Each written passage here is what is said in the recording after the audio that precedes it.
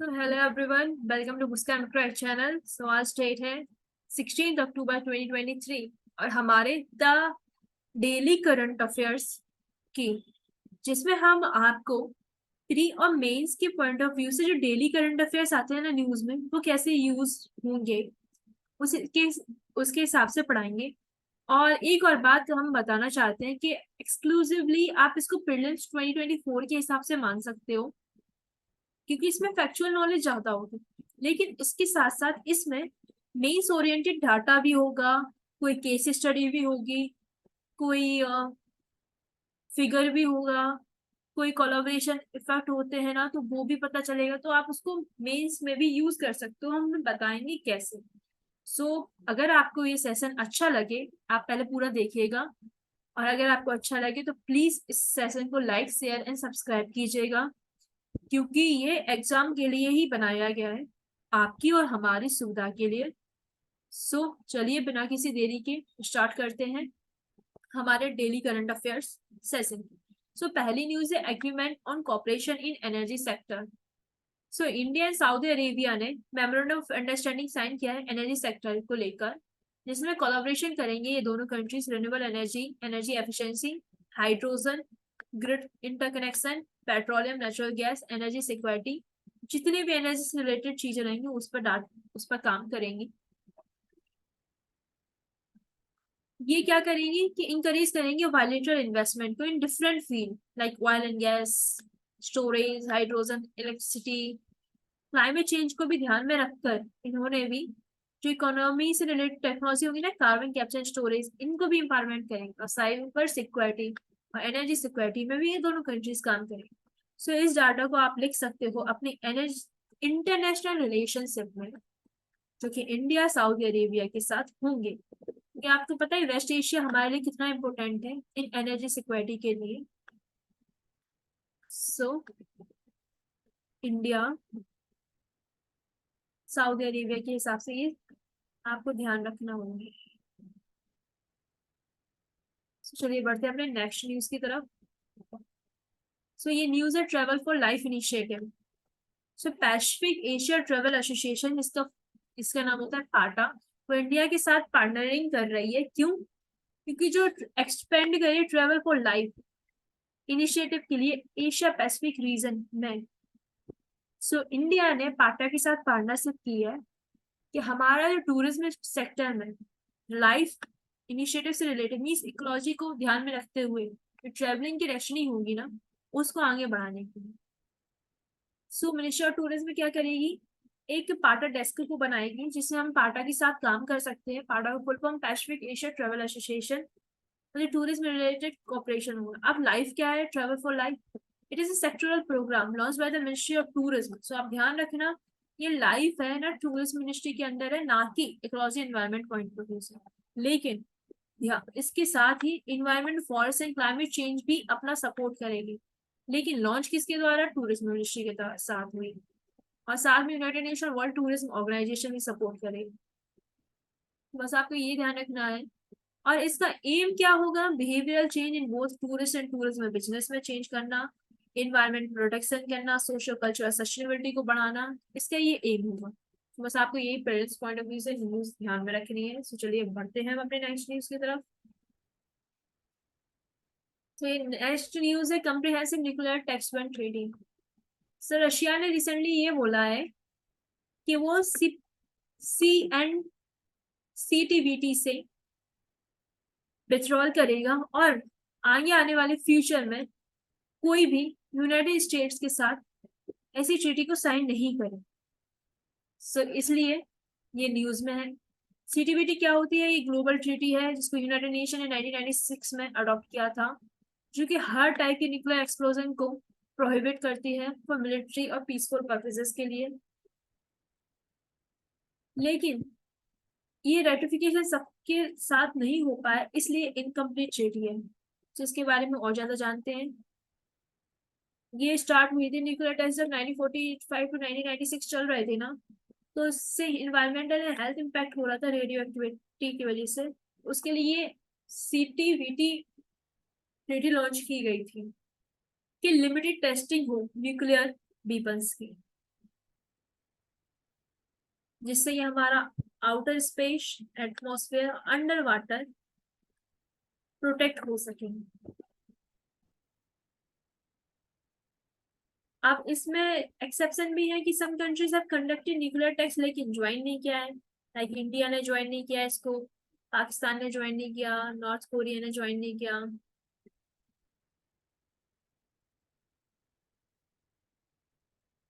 और यूएस ने भी अभी तक ज्वाइन नहीं किया, सो आप समझ सकते हो। इजिप्ट ने ज्वाइन नहीं किया, इसराइल ने नहीं किया। ये जब वेस्टर्न कंट्रीज खुद नहीं कर पा रही हैं तो वो इंडिया पे कैसे प्रेशराइज कर सकते हैं इस चीज को लेकर। सो बस आपके बिजनेस पॉइंट ऑफ व्यू से सीटीबीटी के बारे में जानना बहुत जरूरी है। यूपीएससी ने पूछा है, वो आगे भी पूछ सकती है। सो चलिए बढ़ते हैं अपने नेक्स्ट न्यूज की तरफ। सो ये न्यूज है water meal. Scientist are conducting research on water meal. और वाटर मील आप ये फोटो में देख सकते हो, छोटे छोटे से। आपको ये क्या लग रहे हैं? ये है पौधे। वर्ल्ड्स स्मॉलेस्ट फ्लावरिंग प्लांट्स हैं, वाटर मील बोलते हैं, जो कि एक न्यूट्रिशन और ऑक्सीजन के लिए बहुत ज्यादा यूजफुल होंगे, specially in for the astronauts. क्या होता है जब हम लोग ऊपर जाते हैं ना एटमॉस्फेयर में, सो वहाँ पर खाने पीने की प्रॉब्लम होती है, तो ये वाटर मील के यूज करके हम एज ए न्यूट्रिशन और ऑक्सीजन गेन कर सकते हैं। सो वाटर मील के बारे में जानते हैं। फ्लोटिंग हैबिट होता है इनकी, वाटर बॉडीज को ऊपर तैरते हुए मिलते हैं। रैपिड ग्रोथ होती है, इनमें रूट्स नहीं हो पाई जाती, स्टेम नहीं पाई जाती, लीव्स नहीं पाई जाती, जैसे फोटो में देख सकते हो आप, इनमें से कुछ नहीं है। और water meal is not only scientific intriguing, but also has a practical benefits like producer of oxygen, photosynthesis, resource of protein। और थाईलैंड में तो ये लोकल डाइट का हिस्सा भी है। सो बस ये आपको ध्यान रखना है कि वाटर मील होता क्या है। यूपीएससी ने अगर टर्म दे दिया वाटर मील तो आप कंफ्यूज हो जाओगे ये होता क्या है। सो आपको ध्यान में रखना है, फोटो भी लगाई है हमने। चलिए बढ़ते हैं अपने next. So over 70 scheme under EP4। तो इंडियन आर्मी ने अभी successfully fourth phase of emergency procurement को कंप्लीट कर लिया है। तो जो क्रिटिकली गैप रहते हैं ना आर्म फोर्सेस में टेक्नोलॉजी के फील्ड में, उसके लिए 64 कॉन्ट्रैक्ट साइन किए हैं कि अगर कोई सिचुएशन अराइज होती है तो हम लोग को वेट ना करना पड़े। तो इनमें कौन कौन से हैं? Weapon system, protective equipments, intelligence, drones, counter surveillance. ये न्यूज लगा दिए पर ज्यादा इंपॉर्टेंट नहीं है, आप इसको स्किप भी कर सकते हैं। तो चलिए बढ़ते हैं अपने नेक्स्ट। सो हांगजो एशियन गेम्स, आपको पता ही है कि चाइना में हांगजो एशियन गेम्स हुए थे। ये 2023 में हुए 2022 के, क्योंकि क्या हुआ था कोविड की वजह से 2020 में टू में हो नहीं पाए थे, सो अभी हो रहे हैं। दूसरी बात, आपको एक बात ये ध्यान रखनी है कि इंडिया ने कभी इसको होस्ट किया है। तो हाँ, 2 बार इसको होस्ट किया है इंडिया ने। एक 1951 में शुरुआत ही इंडिया से हुई थी, और सेकेंड हुई थी 1982 में। सो इंडिया के लिए एक हिस्टोरिक माइलस्टोन है, क्योंकि 19 एशियन गेम्स जो कि हांगजो में हुआ थे, इंडिया ने 107 मेडल्स जीते हैं, जिनमें से 28 गोल्ड और 38 सिल्वर एंड 41 ब्रॉन्ज है।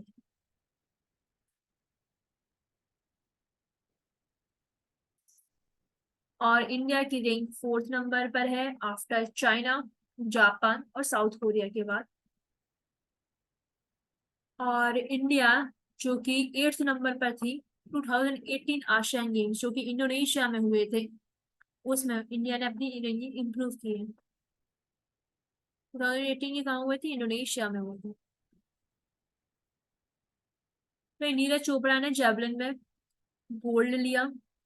सात्विक संकी रेड्डी और चिराग शेट्टी डबल गोल्ड लिया इन बैडमिंटन की फील्ड में। हॉकी टीम ने गोल्ड लिया, क्रिकेट की टीम ने गोल्ड लिया, और विमेन्स क्रिकेट ने गोल्ड लिया। सो गोल्ड ज्यादा मिले हैं, और कबड्डी में भी गोल्ड मिला हम लोगों को। सो हमारे लिए बहुत अच्छी बात है, गर्व की बात है। नेक्स्ट लाइन में हम लोग और इसके बारे में डिटेल देखेंगे कि number of sports models were constructed 61 difference include normal. Kabaddi हुआ, ये new comers like breaking sports, climbing and esports भी लॉन्च हुए। इसका मोटो था heart to heart at future. इसकी थीम पूछ सकती है, यूपीएससी ना पूछे लेकिन अदर स्टेट पीसीएस पूछ सकते हैं। और जो 2026 का होगा वो कहाँ पर होगा?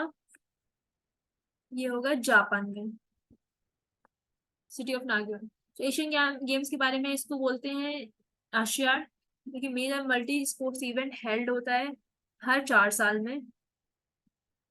इसको ऑर्गेनाइज कौन करता है? आशियन गेम्स फेडरेशन 1951 से ही, लेकिन 1982 में इसको Olympic council of Asia organise करती है।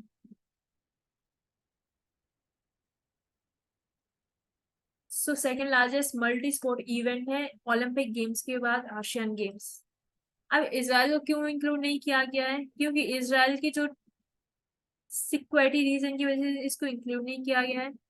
ऐसे इसराइल ने बोला था कि हमको 1982 में के गेम्स में इंक्लूड किया जाए, what the rejection was there, request उनकी रिजेक्ट कर दिया। तो India held the first and 9th edition of the Asian games, जैसे कि पहले ही बोला था 1951 में किया इंडिया ने, 1982 में किया। टॉप 10 इन मेडल टैली एक्सेप्ट इन 1990 गेम्स में इंडिया को टॉप 10 रैंक में नहीं मिला था, और at least one gold medal in all Asian games means 1951 से ऐसा कोई भी ऐसा नहीं रहा गेम सेशन एशियन गेम्स का कि इंडिया ने एक भी गोल्ड मेडल ना लिया हो। एक गोल्ड मेडल जरूर लिया। इवन जब 1951 में इंडिया की तरफ से होस्ट किया गया था ना, तब भी इंडिया को एक गोल्ड मेडल मिला था। So thank you. अगर आपको इंटरेस्ट शॉर्ट एनालिसिस अच्छा लगा हो तो लाइक कीजिएगा, शेयर कीजिएगा। आपको सजेशन हो तो जरूर कमेंट सेक्शन में बताइएगा। Please support everyone. Please support. It's a humble request. So bye bye. Thank you.